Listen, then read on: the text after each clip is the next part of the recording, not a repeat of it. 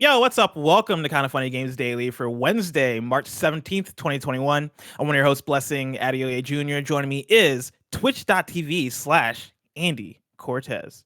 Bless, what's going on, man? I forgot I had to do this today. Hey, man, I get it. It happens. I was talking to you about that a little bit earlier where I was like, last night I was going to bed and I was like, sweet, I get to do a late night in. I don't got shit I'm doing tomorrow morning. And then it hit me. Then I'm doing KFGD and I got confused because I did it yesterday and I wasn't supposed to be on it yesterday. And so Yeah, here we that are. was me last night. Like, oh my gosh, I could play a lot more Hollow Knight, right? Because I really want to finish this game. I want to be one of those people that complains about asking where Silksong is. I want to be one of those people. And so I played Hollow Knight for quite a long time last night. Fought two awesome bosses, and then was like, man, I don't have anything until Gamescast tomorrow. I wake up, do a thumbnail super late, Yeah, sleep in a little bit, and saw I had because the plan was I'm only an hour into Justice League, Bless. I'm only an hour in. I have That's three a more to 4-hour go. movie. I have 3 more to go, Bless. Yeah.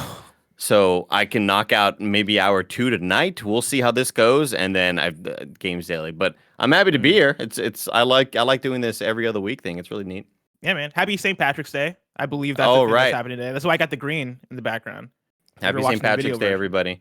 I saw Jacksepticeye tweeted out, good morning to everybody except people who say St. Patty's Day. And I said, Jacksepticeye, noted. Because I see you and Daniel O'Dwyer on the same page about this. I won't say St. Patty's Day. Oh, is that a thing? See, I didn't know that. I didn't know. You learn a new thing every day. Yeah, it's like when people get mad. Kevin, are you one of those people that's like, don't call us San Fran. Don't say San Fran. You one of these people, Kev? They're like, say SF. I mean, I don't know. No, I think it's fine. It's one of those things that I just don't associate with those kind of people. You know what I mean? They say San Fran. Yeah. I'm like, all right, guys, I'm gonna go. I'll see you later. I know not to have you in my life. Yeah. Yeah, exactly. That sort of thing. Trash people. Guys. Very good. Very good. Well, enough about San Fran. Let's talk about some video game news. Today's stories include a slate of PlayStation indies, EA Play coming to Game Pass on PC, and more, because this is Kind of Funny Games Daily. Each and every weekday at 10 a.m. live right here on twitch.tv/kindoffunnygames. We run you through the nerdy news you need to know about. If you're watching live, you can correct us when we get stuff wrong by going to kindoffunny.com/you're wrong. If you don't want to watch live, you can watch later on youtube.com/kindoffunnygames, roosterteeth.com, or you can listen later on podcast services around the globe by searching for Kinda Funny Games Daily. To be a part of the show, at patreon.com/kindoffunnygames, where bronze members or above get to write in, and silver members or above get the show ad-free with the exclusive daily post show. Housekeeping for you, a new episode of The Blessing Show is up, and this week, thanks to your support on Patreon, Greg Miller takes over. Go check out the latest episode to see Greg break down how to save Marvel's Avengers. It's up now on youtube.com/kindoffunnygames. Let me tell you, looking at the views, you guys already love it. You guys are all about it. You guys apparently are fans of Marvel's Avengers, which I would have never guessed, but I'm very excited for the event tomorrow because I hope we get some good stuff, because I want to get back into that game. They've been indoctrinated by Greg. Bless is what I'm assuming. Yeah. Oh, Greg has a weird way of creating cults of people. I've been learning this over my year and 3 months of working here, that if Greg can get into something enough, he can get other people into it to the point where now he has a following that is all about Marvel's Avengers or Patapon or whatever the thing may be. Whatever weird ass thing. Yeah. I kind of want to adopt that idea and make my own fucking Sonic the Hedgehog army. Oh my gosh, yeah. I mean, well, I feel like imagine how obnoxious we'll be? Oh my gosh, I feel like factions already exist out there. It's more of a thing like, would they be willing to accept a new faction? You know, would they want more troops? What sort of disagreements would you all have about the franchise? Does the Sonic community need a leader? Right? Because I'm sure there are obviously Sonic content creators out there, and there are many voices for Sonic out there. But does the Sonic community need an additional voice to carry that Sonic flag? And that's the thing I kind of need to consider and maybe lean into, because are you gonna carry the torch? Are you willing to put on that ring? I might carry the torch. I might carry the Sonic torch. We'll see. I saw you tweet about this the other day, where there was a hypothetical tweet, which I read wrong, by the way, and I was even more livid at you, at your words that you tweeted out. But luckily, I was wrong and I misread it. But it said, "There's 4 characters. Which ones do you keep, eliminating the other 3 from video game history?"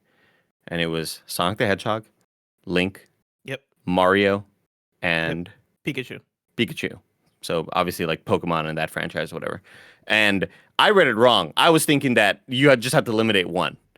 And so I saw you say, I want to save Mario. I just don't know if I have the strength to do it. And I said, Bless, if you're going to keep around this Sonic motherfucker and get rid of Mario. Luckily, I read it wrong. That's the thing. Like, so when I read that original tweet, I also read it wrong. And what I read it originally, and I was like, okay, I got to get rid of one of them between Sonic, Mario, Pikachu, and Link, and get rid of their history forever. And my answer was going to be, I'm just going to get rid of myself in that case. Like, I can't make that decision. I can't do that. But when it was, oh, you only got to keep one of them, still a very difficult decision for me. And honestly, like, it's not just Sonic that makes it difficult. I love all those franchises. I love Zelda, Pokemon, all, like, everything across the board. But I think in reality, I might have to keep Mario just for how good Mario is. Like, Mario just has too much. I kind of agree, right? I think of what appeals to me as an adult. If you were to have asked 12-year-old Andy, I would have said, you have to keep Sonic, because I was drawing original characters. I was making my own characters in the universe. I never really even gave a shit about the games. It was just more of, I love this sort of world. And then I went through puberty, Bless, and then kind of realized, you know what? And you played Super Mario World. I have heightened senses now, right? And so I think I would have to keep Mario out of all of them. Mario or fuck, that's so tough. That's so tough. It's difficult because, like, my Breath of the Wild is probably the single game that I love the most out of the four, right? Like, out of all their franchises, Breath of the Wild is number one for me.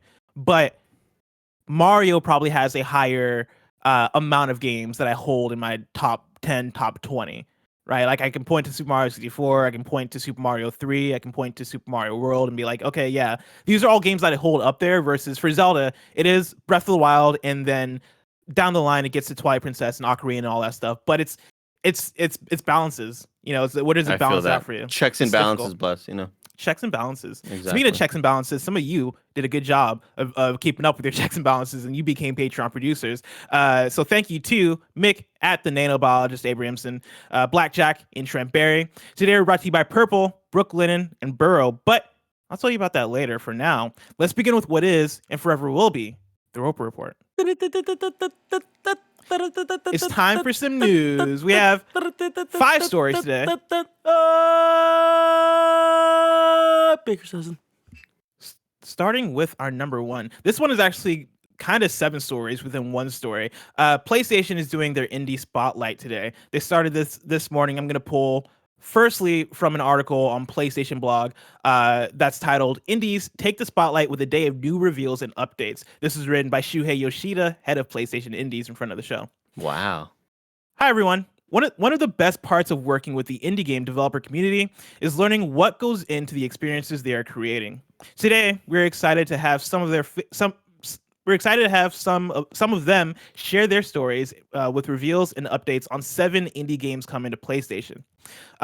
So this has been going on since I want to say around 7 a.m. And so what is it about the days that I'm on where 2 weeks ago we are releasing 7 new PSVR games, and we're releasing them at every hour of the day. What's going on? So yeah, they're doing the exact same thing this week. They're doing another indie spotlight, and as of the time of starting this episode, we have 6 out of 7. And so Kevin, I'm gonna need your help when we get to the 7th one to be on the lookout to see if it actually came out. But I want to go through them really, really quickly and shout out each of these announcements. I'm gonna also pull from Joe Screbbles at IGN, who has a really good write-up detailing the announcements we've gotten so far. I'm going to start off with Operation Tango, which came first. An asymmetric co-op puzzle game, Operation Tango, is launching this spring. And also, Kevin, I have a trailer if you want to bring it up for the people.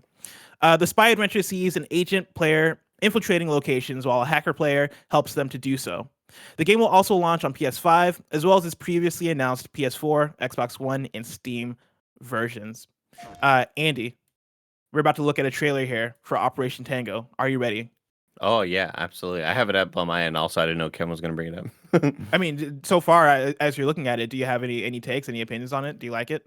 There's one thing that I do like noticing about these newer indie games is that no matter how simple and basic they look, as long as your game is at a very, very high frame rate and a very, very high resolution, it can have the lowest textures possible, and it's going to look really good and stylish. Cool. Yeah, absolutely. Yeah. But again, when they say asymmetric co-op, what the hell? Like, is one person hacking? What's going on? I mean, I assume you're doing different shit at the same time, right? It sounds like one person's gonna be hacking, one person's gonna be actually in there doing the thing. But you mentioned the frame rate thing, right? I was playing Dishonored definitive edition yesterday on Xbox because they added the FPS boost, which raised the FPS up to like 60 FPS, maybe beyond.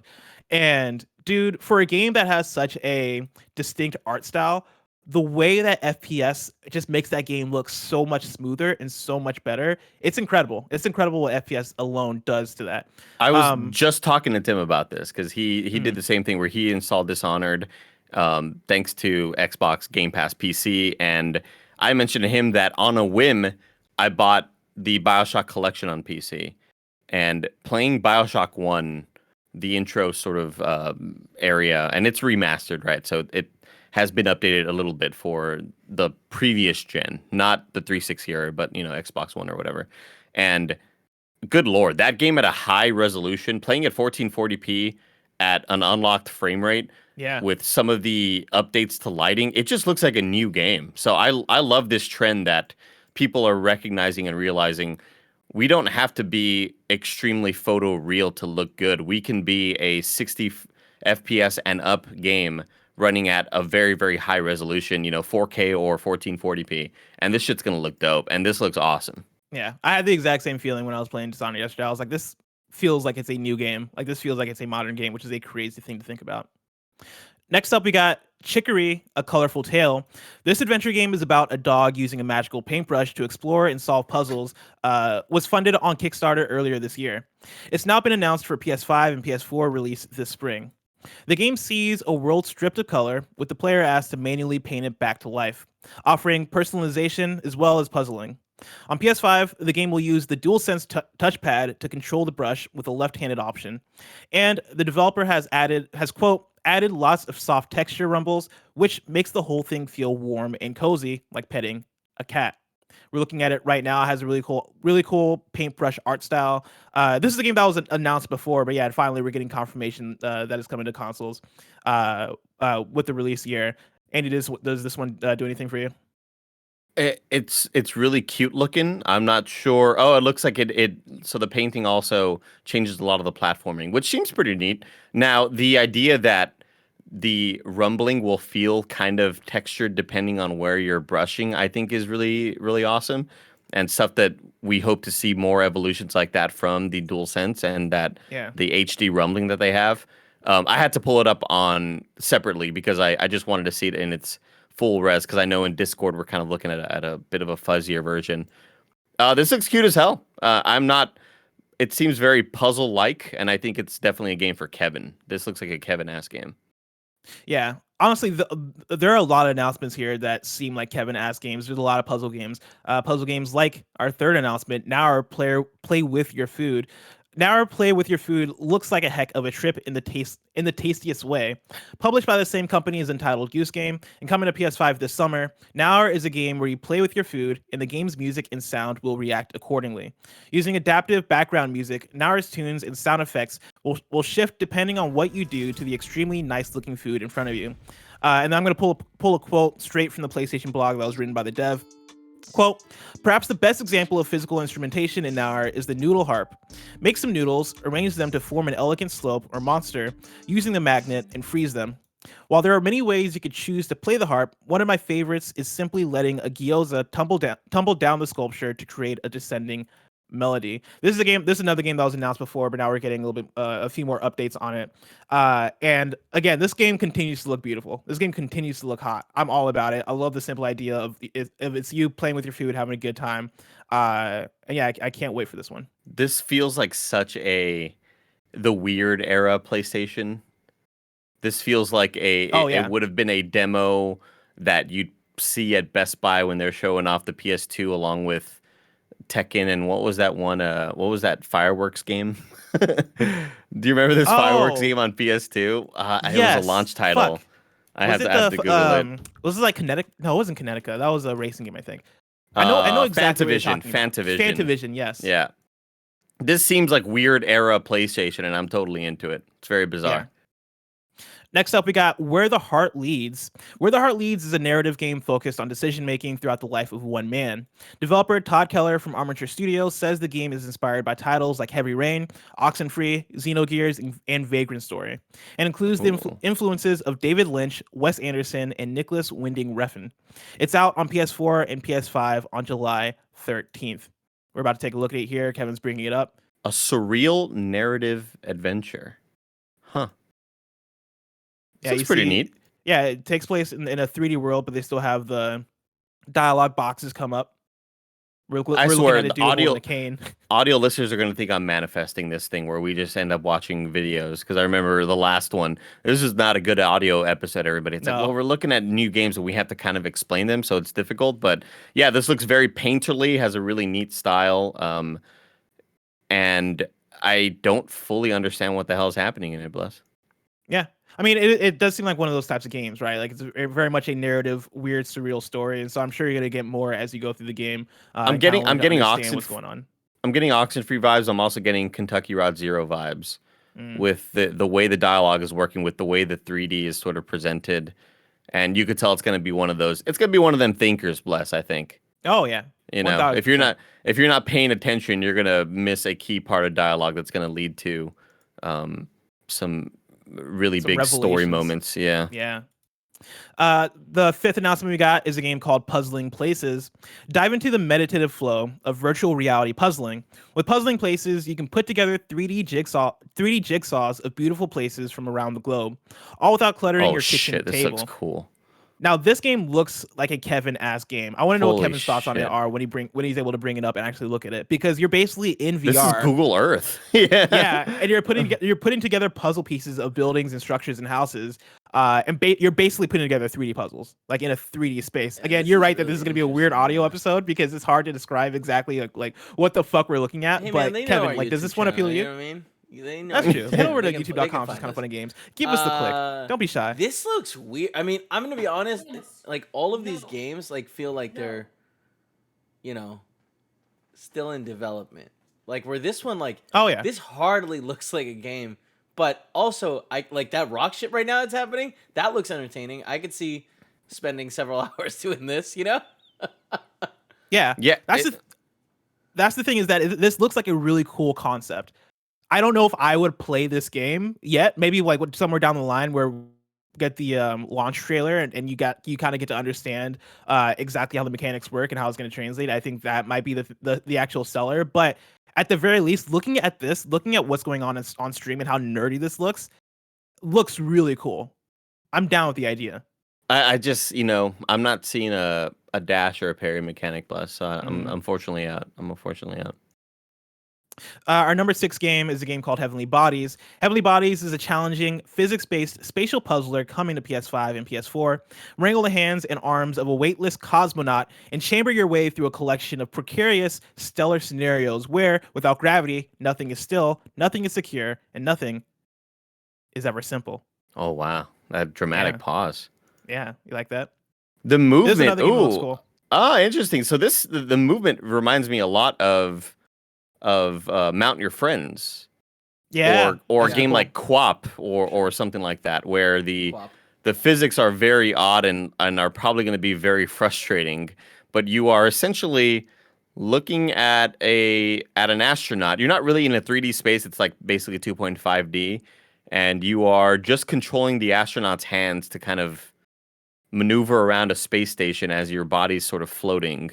But it looks like it can be one of those fun and frustrating games to play with friends where you are just like, why can't I grab this stupid cord, Yeah. Seems really interesting.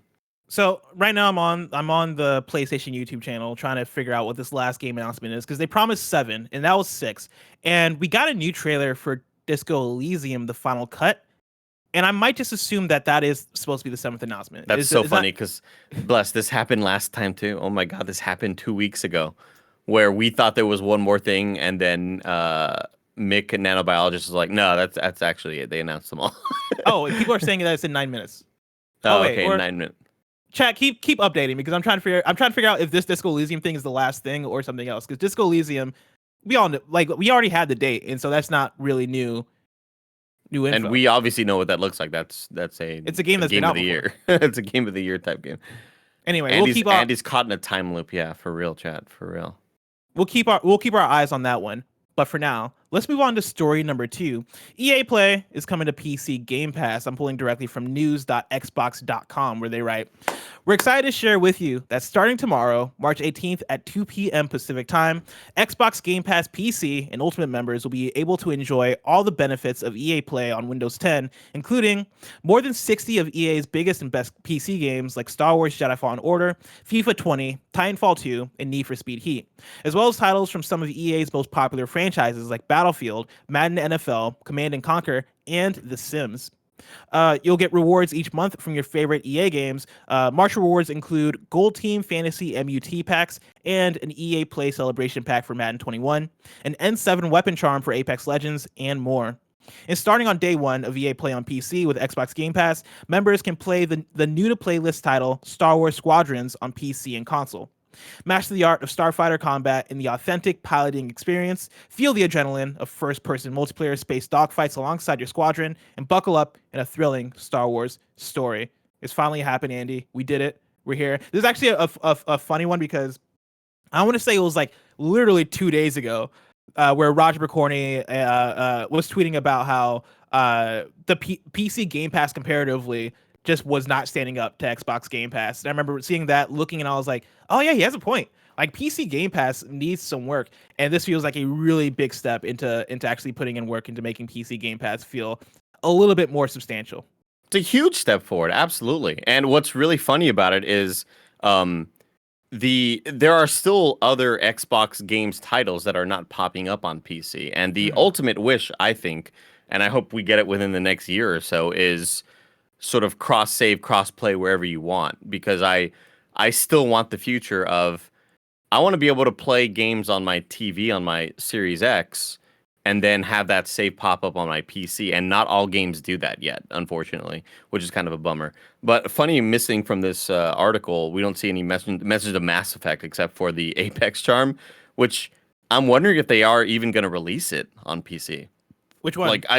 If their edition? If the old if the old school 1 through 3 original PC versions are going to release on EA PC Game Pass, I obviously didn't read the article. Maybe they mentioned it, but it is kind of telling that they didn't put it on there, assuming because, hey, we want you to play Legendary Edition when that shit comes out. So don't get too excited about this. Yeah, I mean, I want to say Mass Effect is on EA Play on console. I'm like 70% sure. Is it? Okay. It is. It's not. I would hope that it's included in that. But yeah, you're right. It's not a given, and they don't mention it when they're talking about the franchises. But yeah, I would hope so. You know, I could see it. But yeah, man, this is a perfect time to replay Titanfall 2 on PC. I mean, this is a perfect time because, again, re-experiencing these games at higher refresh rates with higher resolutions is like playing the game again. And I'm excited to jump into Jedi Fallen Order again. I want to see what that game looks and performs like, because I haven't played it. I know they put out that next-gen patch. I haven't played it on that version yet, and I'm really excited to see how it looks like on a beefier machine, because at launch was the last time I played it. It was, kind of rough around the edges with frame rate and stability, so... this is exciting. This rules. This absolutely rules. This is fantastic, and it feels like every other day now we are getting news about the moves that they're making with Xbox Game Pass, and it becomes more and more of a force, I feel like, with each passing week. And yeah, this is just another added factor to the power and the promise of Xbox Game Pass. And so I hope they continue to develop it. I hope we continue to see them grow PC. Playing New Vegas right now on Xbox Series X has been such a great experience for the most part, but it would be nice to be able to have that on PC Game Pass. And it's not there. And it very much speaks to like it's difficult to try and have things equal across the board when there are deals in place, and we got to make sure that we're able to do each and every one of these things with quality. Wait, it's really not on PC Game Pass? That's so weird. No, it's not. It's just I didn't realize. Why is everything else there? I didn't even realize that. I just assumed that's so weird. I assumed it just would have been there. It's a weird one, and I would have preferred to play it on PC Game Pass, but I think it'll probably end up there eventually, and then two, I I think we'll probably see Xbox work toward making the two parity with each other. Being Xbox Game Pass and PC Game Pass, because for what Xbox's strategy is, Microsoft's strategy is with Game Pass, we talk about it all the time, that they view it as an ecosystem, right? They view it as a they view the ecosystem of Game Pass and Xbox as a thing that works together. And so whether you're playing on PC or on console, it is a win to them. And for that to truly shine through, I think you need to get people in on the PC side. And by doing that, in order to do that, you have to have PC stand alongside console as something that is worthy to get into. God, so I really need to fire up Wolfenstein again on PC, but I tried it and it is locked to 60 frames, and I know that there are special ways to get around that. And I just need to put on the hacking glasses. I don't have them right now in front of me, but when I find the hacking glasses, I will try to figure out. Oh, here they are. Dude, I will try to figure out at what point can I unlock the frame rate here, because I need this shit at the highest frame rate possible. Okay, I can't see anything. I can't even see my screen right now. Dude, video watchers are getting a treat today. Let me tell you. I didn't even realize you had these glasses. These are fucking sick. Yeah, bless. I can see the future. And guess what? Can you tell me when Wolfenstein 3 comes out? Wolfenstein 3, not coming up, bless. Not coming up. Damn it. They're working on Indiana Jones. Never? God damn. Exclusive. Let's talk about story number 3. Actually, let me check one more time on the PlayStation blog to see if there are any updates. Chat, have you been on the lookout? Do we have anything yet? Nanobiologist did mention in chat that it looks like it is the Disco Elysium announcement that is the final one. Okay, cool. Then we don't have to watch a trailer for Disco Elysium because everybody knows what that is. But to pull from the PlayStation blog real quick. Oh, wait, hold on. Before I do that, we got a guest up in the building. Imran Khan, a Fanbyte. How's it going? It's going well. Hi, Andy. Hi, Bless. I have a small correction for Andy's future glasses. Pete Hines confirmed Wolfenstein 3 is actually in development a couple months ago, maybe a year ago. Oh. I'm looking into the past. Andy was wrong on that one. Okay. So just to be clear, Wolfenstein 3 probably still existing. Don't know if it's going to come from Machine Games necessarily, but does exist. Oh, so are we getting into Naughty Dog territory with Uncharted franchise? Are we kind of approaching that fork in the road where they say, you know what, you all work on Indiana Jones and the rest of y'all, maybe you all go back on. Yeah, it's like Crystal Dynamics with Tomb Raider, where they gave it to Eidos Montreal for the third one.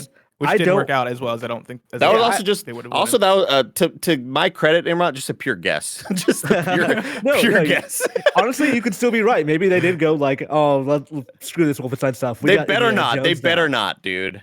After Youngblood, I don't know if you finished Youngblood. I'm not going to ruin the ending for anybody here, but that game's ending sets up a Wolfenstein 3 that sounds so cool that I can't wait for them to do that.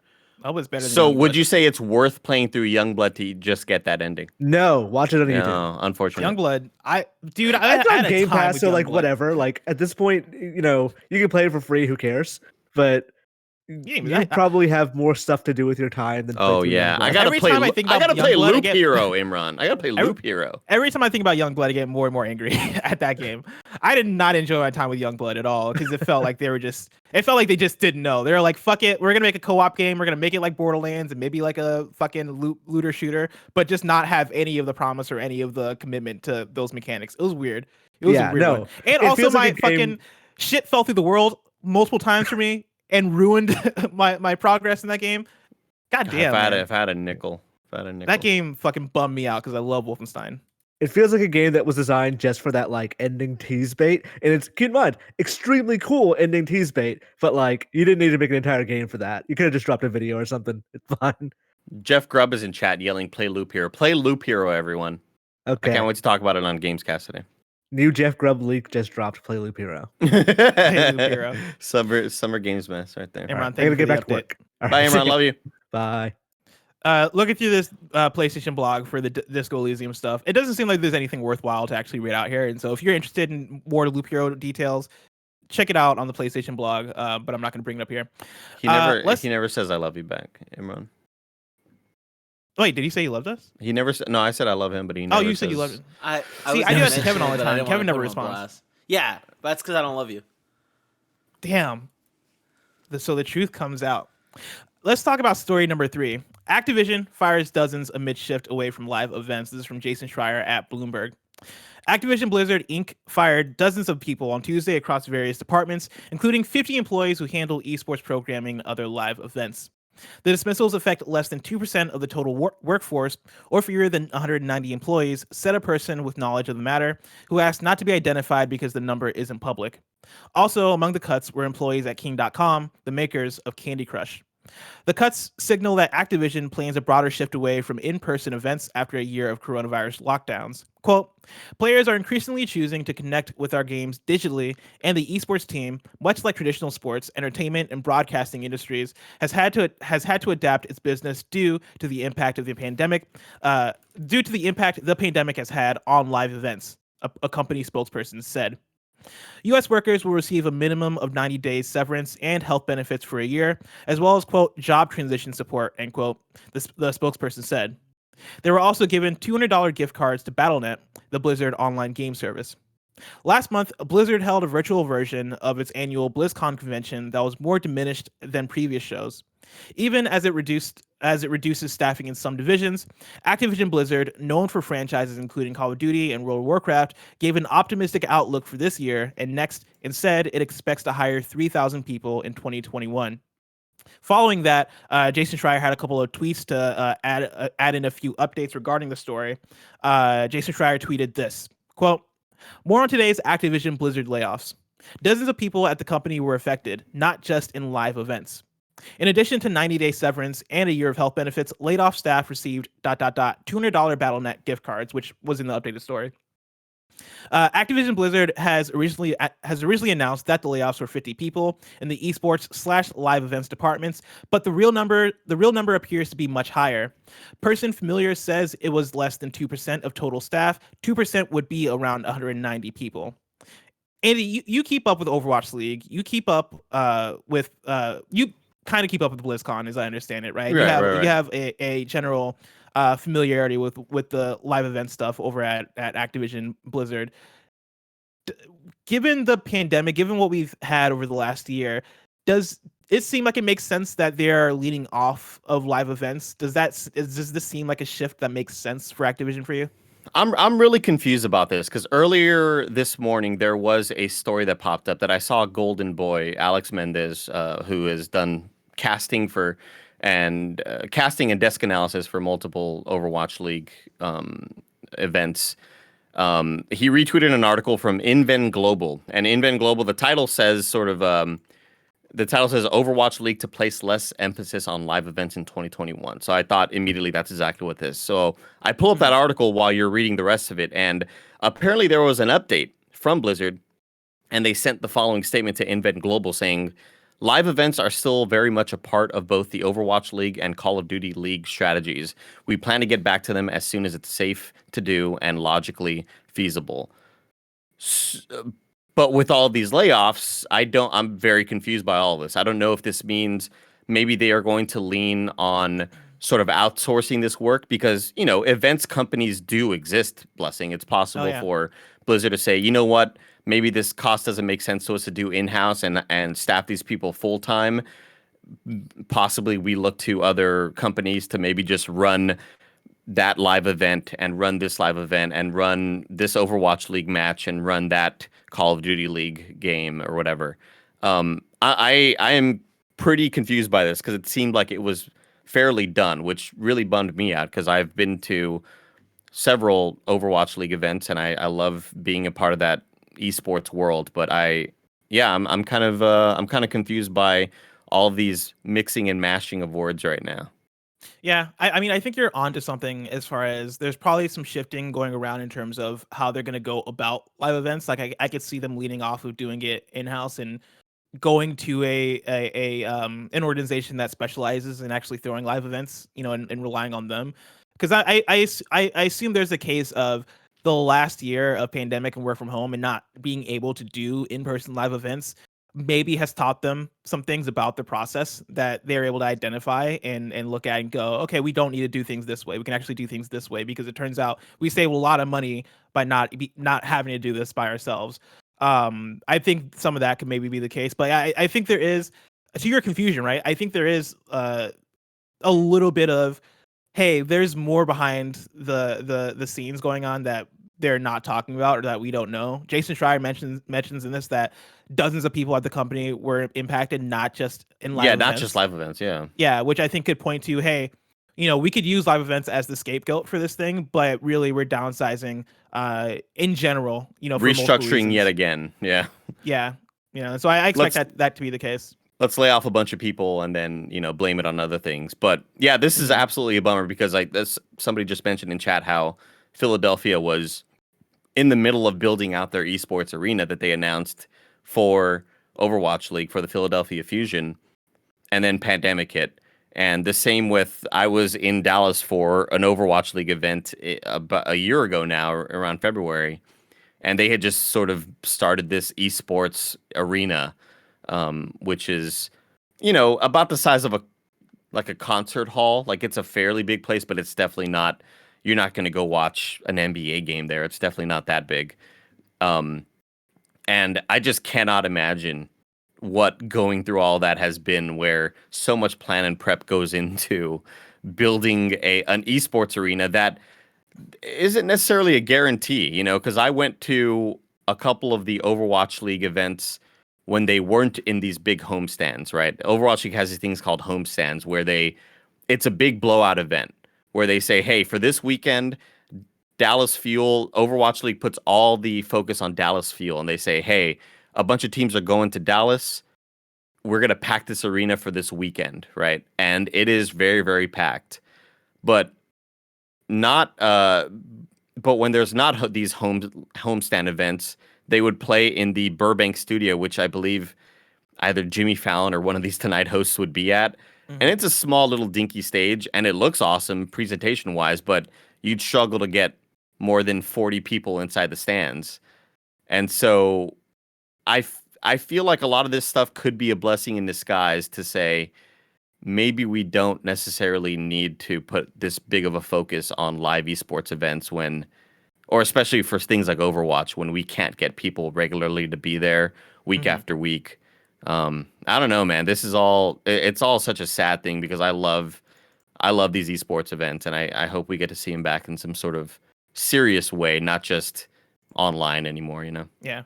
Yeah, I'm right there with you, right? Like, being able to attend that stuff in person, I'm sure, is a different type of energy. And I'm somebody who so badly wanted to go to Evo last year. Like, I planned to hit up Evo, but then obviously pandemic happened, and so that wasn't going to be the case. And also it got canceled for other reasons. But yeah, like, live events are a thing that are exciting in general, and I think we're gonna see a lot of live events come back as the years go on, right? And things start to get better. But we are also going to see things get sacrificed, and companies realize that, hey, maybe everything doesn't need to be a live event.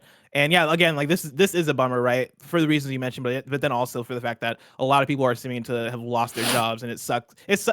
Laying people off during a pandemic is always a thing that never sits well with me. I understand that business is business. I understand that we've been in a pandemic for over a year now, but even still, like, it doesn't sit well with me. I'm not a fan of it at all. Glad they're getting their severance packages, and the $200 Battle.net thing is whatever. But it's definitely kicking you while you're down. Yeah, there's got to be. It is like, what the fuck am I gonna do with this? But what I can't. It's nice that they're getting their severance packages as well. There's definitely a way that we can reallocate funds somehow. Yeah. But that's also me, the idealist, wanting just free healthcare. Yeah, no, I'm right there with you. And so our hearts go out to people who are struggling with this, who are being laid off and are looking for jobs right now. Our hearts go with you. Hope you're able to recover well. Before we get into story number 4, I want to tell you about our sponsors. Of course, you can go to patreon.com/kindoffunnygames where you can get the show ad free. And speaking of ads, this episode of Kind of Funny Games Daily is brought to you by Purple. As the world becomes increasingly uncomfortable, we're all looking for as much comfort as we can get. The one thing you can always count on is how comfortable your Purple mattress is. That's because Purple is comfort reinvented. Only Purple has the Grid, a stretchy gel material that's amazingly supportive for your back and legs while cushioning your shoulders, necks, and hips. I don't know how it does it. It's just fantastic. Because of how it's designed, the Grid doesn't trap air. Air actually circulates and flows through it, so you'll never overheat. The Grid bounces back as you move and shift, unlike memory foam, which remembers everything. That's why memory foam has craters and divots. Kind of Funny loves Purple mattress. Joey Noelle sleeps like a baby on the one she has. She says it's nice and soft, and when she sleeps, she be saying the words "goo goo gaga" just like that. Joey Noelle. We know you be saying it when you be sleeping on them Purple mattresses. Right now, you can try your Purple mattress risk-free with free shipping and returns. Financing is available too. Purple really is comfort for an uncomfortable world. Right now, you'll get 10% off any order of $200 or more. Go to purple.com/games10 and use promo code games10. That's purple.com/games10. Promo code games10 for 10% off any order of $200 or more. Purple.com/games10. I bought those pillows with purple.com/games10 bless. Oh. Yeah, I love them. You got them yet? Absolutely. Oh, yeah. I've had them for a couple of weeks now. I absolutely adore them. And they are very, very cool. It is definitely every side that you're not, like, you feel the air flowing through it. You feel like it's always a cool surface, which I love. That's awesome. We're also brought to you by Brooklinen. Life is too short to sleep between anything less than really nice sheets, but maybe you looked at some retailers and calculated the years of interest you'd pay on just one setup and gave up. Trust me, go check out Brooklinen. Brooklinen was started by Rich and Vicky, who also tried to find beautiful home essentials that didn't cost an arm and a leg. And when they couldn't, they founded Brooklinen as the first direct-to-consumer bedding company. They work directly with manufacturers to make luxury available directly to you without the luxury level markups. Brooklinen has a variety of sheets, colors, patterns, and materials to fit your needs and tastes. Brooklinen has over 50,000 5-star reviews and counting. They're so confident you will love their products. They even offer a 365-day money-back guarantee. And Brooklinen is so much more than sheets. They've got comforters, pillows, towels, even loungewear, and more. Kind of Funny loves Brooklinen. Tim loves the sheets, and Greg loves the towels. Go to brooklinen.com and use promo code KFGD to get $25 off when you spend $100 or more, plus free shipping. That's BROKLINEN.com and enter promo code KFGD to get $25 off when you spend $100 or more, plus free shipping. Brooklinen.com and use promo code KFGD at checkout. I got them sheets too. Jesus. What's going on? Dude, here? I mean, honestly, this week of Kind of Funny ads for KFGD are very much like the home essentials. You'll go to sleep like a baby pack, and I love it. I love the sheets, absolutely. Lastly, we're brought to you by Burrow. Finding new furniture is always a hassle, whether it's finding what's right, getting it delivered, or the setup itself. That's why I'm excited to tell you that the show is supported by Burrow, the furniture company that's designing smarter, simpler things for modern life at home. They built the company from the ground up to fix all the ways shopping for furniture is frustrating. Every decision they make, from the first sketch of a new couch to the fast, free delivery promise, is made with your experience in mind. Easy online shopping, no more visits to far-flung warehouse stores, no high-pressure salespeople, plus Burrow's world-class support team is available for you whenever you need. Furniture designed for the way you live, the credenzas are actually tall enough to fit next-gen consoles standing vertically. The award-winning Nomad sofa has a built-in USB charger. Their simple assembly. Burrow customers literally write reviews applauding the instructions for being so easy to follow. Modular designs means they're easy to set up, but also easy to take with you to your next home. Fast, free shipping on every order saves you an average of $100 on large items like a couch. Right now, you can get $75 off your first order at burrow.com/games. That's Burrow, BURROW.com/games for $75 off your first purchase. Burrow.com/games.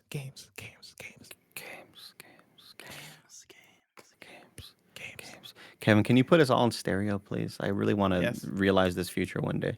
No, dude, like we've talked about it before, and it just doesn't work. It's super easy, Kevin. You can just pan over. No, I know, but like we've done that. We did that for KF Podcast, and remember? Oh, people loved it. Oh, many people loved it. I freaked out about that. That was great. People loved it. Blessing wrote in like, I don't know if I like this stereo. Kind of funny, you're wrong. You can't be doing stereo this way. It's taking it too far. Story number 4, let's pivot to a fun one. Rockstar has paid a modder $10,000 for fixing GTA load times.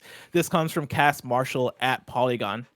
Today's GTA Online update is short, sweet, and contains a thank you to a player named Tossed.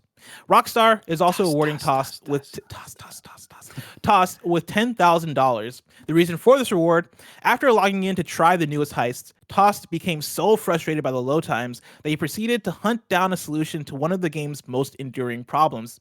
This fix may look small, but it is a huge improvement to the GTA Online experience. The loading times for Los Santos were infamously long. When you're primed and ready When you're primed and ready to crime, sitting and watching the load screen for 6 full minutes really takes the wind out of your sails. TOS update proved to cut load times by 70% on its test rig, and he released his findings to the public. Rockstar confirmed the fix was legitimate to PC Gamer and further stated, quote, "After a thorough investigation, we can confirm that player TOS did in fact reveal an aspect of the game code related to load times for the PC version of GTA Online that could be improved," end quote. A cool one. That's awesome that TOS was able to fix the load times in GTA, and Rockstar this whole time hasn't been able to do it. That's gotta feel bad if you're a Rockstar engineer who's just who may have been aware of the issue, maybe not. And then it really just reminds me, it really just reminds me of working in retail, and when you'd get undermined by somebody and you'd be like, God dang, all right, I guess this dude's just going to kind of do this thing for me or whatever. It really reminds me of a situation like that. Shout out to Rockstar for at least acknowledging it and implementing it. And I think paying the dude $10K is awesome. Get him a little job. You guys are, making $1 billion a day, right? Just give him a job. Find him somewhere. Put him on GTA 6. Also make GTA 6. Also announce GTA 6 because I need it. Online load times honestly have been a big hindrance for me every time I've gone back to GTA Online in the recent years. Because people know me. People know that I've loved GTA Online. GTA Online is a game that I spent hundreds of hours in. And in recent years, I've kind of gotten tired of it. Load times being a huge reason. Load times and matchmaking, both being a huge reason. It is a plague on that game.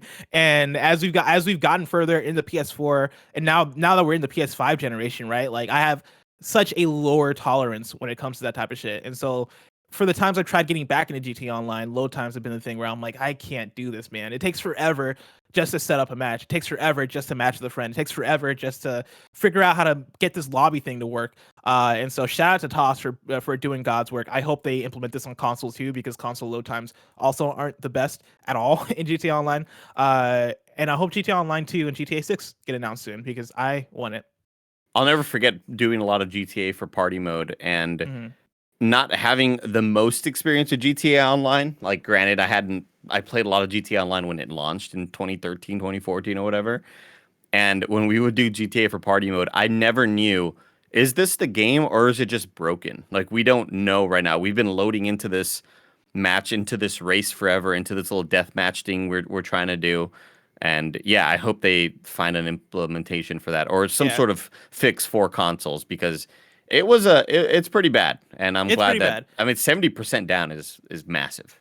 Yeah, that's huge. And I remember having a conversation. I want to say it was last year, and I think it was with Tim and folks on the Gamescast, and we were talking about the future of GTA and will we see GTA Online 2, or will the current GTA Online just continue to live forever?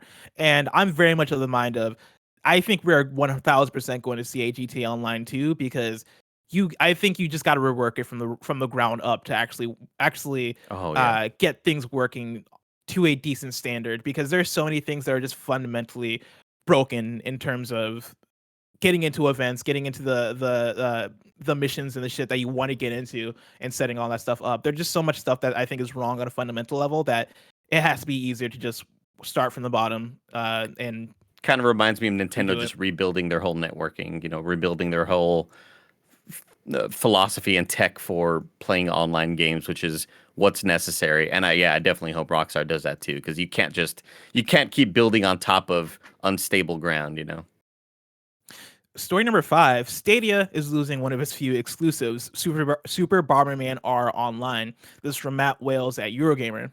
Super Bomberman R Online, a 64-player battle royale spin on the classic series, will soon be waving goodbye to Stadia exclusivity and launching on PC and consoles as a free-to-play game. Super Bomberman R Online is, as its name somewhat implies, a pared-back version of Konami's 2017 effort Super Bomberman R.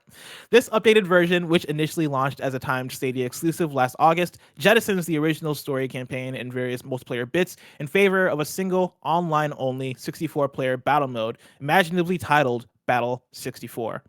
So go get them. If you're a Super Bomberman R fan and you wanted to get into online, now's your chance. And when I say now, I mean later this spring, I guess, is your chance to get into Super Bomberman R. Good for them. Get in front of more eyes, man. Get in front of more eyes. Please, God. Go make and then your we money. have breaking news that Greg is literally adding to the doc as I speak right now. We have a story number 6. Play at Home 2021 has an update. And you know what? As Greg is adding this, I'm just gonna open up the PlayStation blog because they might have a write-up that I can pull. He's also typing at the bottom live in action right now. It says teamwork, baby. Well, I'm surprised he didn't say teamwork, Playboy. He says teamwork, baby, and then put a little Greg. Thanks, Greg. He's still typing, Greg. This is the blog. No need for the blog. He's saying this is the blog. Bless. He's letting you know this is the blog. Yeah. At this point, why not? Oh, I see. He just copied and pasted it. Don't go to the blog. This is iOS. Craig, I'm already on the blog. Why didn't he just come in? Also, what is he trying to hide? I think go to the blog for sure. Andy rules. Nick drools. He's typing right now. Greg is typing a lot of things. Furiously typing, yeah. And I'm starting to not like him. I'm going directly from the PlayStation blog. I'm on blog.playstation.com. Oh, man, he's gonna be so mad. This is a blog written by Jim Ryan, the president and CEO of Sony Interactive Entertainment. He writes here, "Hi again. Last month, we revealed our new Play at Home program for 2021, which aims to provide the PlayStation community with free games and entertainment offers to make the next few months a little more fun. The program kicked off earlier this month with access to a free digital copy of the 2016 hit Ratchet & Clank for PS4, and you can still claim a free digital copy of the game through March 31st, 2021 at 8 p.m. Pacific time. Or 8 played that, huh? Oh, yeah. Dude, have you not played Ratchet & Clank? I haven't played it, no. Oh, my God. Yeah, dude. Definitely play Ratchet & Clank 2016. Okay. Now, let's talk about the next Play at Home content drop, which hits March 25th. This time, our focus is a selection of free games from some of our top independent partners and the previously announced extended trial offer for Funimation or Wacom in the countries where they are available. Starting March 25th, PlayStation and some of our favorite indie partners are collaborating to provide more free games to explore while you're staying safe at home. The games go like this. We're going to get Abzu, Enter the Gungeon, Res Infinite, holy shit, Subnautica, The Witness, Astrobot Rescue Mission, Moss, Thumper, Paper Beast, and then, you're going to get Funimation and Wacom. That's huge. That is an awesome selection of games, especially if you have PSVR. That is fucking amazing for PSVR between Astrobot, Moss, Thumper, Paper Beast. That's really cool. Very badass. But Subnautica is so scary. Oh my God, bless. Don't play Subnautica. I mean, it's good. I'm not. Oh my gosh, is it freaky. Kevin, you think all is safe underneath the ocean, everything's peaceful. You think, I'm just doing a little No Man's Sky sort of thing underwater. And then suddenly a giant snake-like beast appears and it's chasing you. It's hungry, Kevin. It's coming for you, all right? Just to be clear, I've never thought the ocean is safe. Never, not once. You shouldn't, yeah. Thalassophobia. Never, not once. Fuck the ocean. They got. You know what thalassophobia is, Kevin? I'm with Kevin. You know thalassophobia? Yeah. Thalassophobia? Is that the one where if you see like a bunch of like circles? Mm-mm. You know that fear? I do know that fear. You gotta wait. Maybe that different. Hold on a second. You got fear of a bunch of circles? I mean, I don't have that fear. Yeah, but you're talking about tryptophobia. Tryptophobia. Yeah. It's like trypophobia or trypophobia. Yeah, you're right. Thalassophobia is the fear of open water, of just like not knowing what's down there. And I've mentioned this before on other podcasts. If you follow Thalassophobia on Reddit, like a subreddit of Thalassophobia, the craziest images of like a little tiny boat bless with a giant whale underneath it, like sort of shadow swimming on it. We don't know what's down there, bless. Like shadow. Okay? Giant shadow. Elon Musk, quit wasting your time with Mars. Worry about what's on our own fucking planet, because there's something down there, bless. Like let him handle Mars. You know what I mean? Like let him. He's trying to. He's going. I mean, don't get me started on Elon Musk. You see that spaceship explode when it landed? Clown, Jesus. They're doing their best over there. I mean, Alex Van Aken at OK Beast back in the day would play some Subnautica, and I'd watch some of his gameplay, and I'd be like, no, I am never playing this game because I don't know. I don't know if I have thalassophobia, but I do have a fear of fucking what lies beneath in the depths of the ocean. Because for any documentary I've seen that touches on sea creatures and shit, the deeper you go, the more fucked up they are, and it's terrifying. Oh my gosh, there are ancient prehistoric things living down there, and I mean, again, this subreddit is really awesome because it'll just be a person in a little canoe, like a little family in a canoe. There'll be a little family in a canoe, bless, and then suddenly, giant fucking whale just kind of like surfaces in the water, and it's way bigger than it has any business being. Why Why are you so big, Wales? What are you doing? You know? I don't fuck with it. Yeah. Andy, I'm excited to see when we finally decide to explore deep ocean when Elon Musk makes the shift. But that shift for Elon Musk is probably so far away. If I wanted was coming out to mom and pop shops today, where would I look? The official list of upcoming software across each and every platform, as listed by the Kind of Funny Games Daily Show hosts each and every weekday.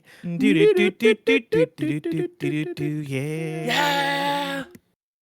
Out today, we got Beach Buggy Racing 2 Island Adventure for PS4, Xbox One, and Switch. Adios for Xbox One and PC. In Rays of the Light for PS5, PS4, Xbox One, and Switch. Signs of Sojourner for PS4. I think that's one that Greg talked about on PSW XOXO for our What You've Been Playing segment.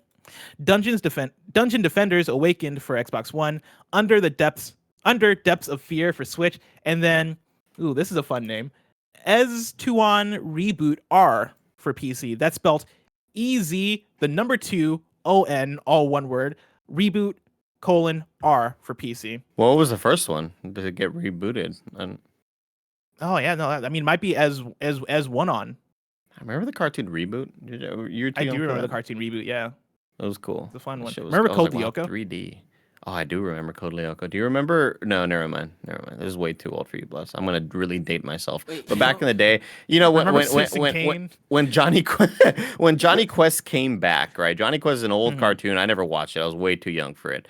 But Johnny Quest came back in a new form, and every once in a while they included 3D in the show, and I was like, wow, this is amazing. I'm quite like, you're talking about that tweet where it's like, what kind of made you question the existence of TV, and like what made you think about the future of television? And it was definitely the 3D moments of Johnny Quest, the TV show, the cartoon. Do you remember? We're running late in the show, so we shouldn't do this forever. But remember Kablam? Oh, of course. Because you mentioning that made me think of the toy skit that they would do, the Action Friends or whatever the fuck it was. Yeah. And then also Prometheus and Bob, where like Kablam was just a collection of fucking really weird shows with really distinct art styles to them. And I remember as a kid seeing that and being like, what the fuck is TV? Because that was some of the earliest TV I remember watching. And I remember being like, what the fuck is going on my television right now as a kid? I didn't use those words as a kid, but you get this. We got a new date for you. Doom Eternal, The Ancient Gods 2 is coming out tomorrow. Of course, you can go to patreon.com/kindoffunnygames where 1, you can get the show ad-free. 2, you can write in to get us your questions, but then also get us your squad ups. Today's squad up comes from an anonymous write-in. It's a squad up for Twitter and in real life. The squad up goes like this.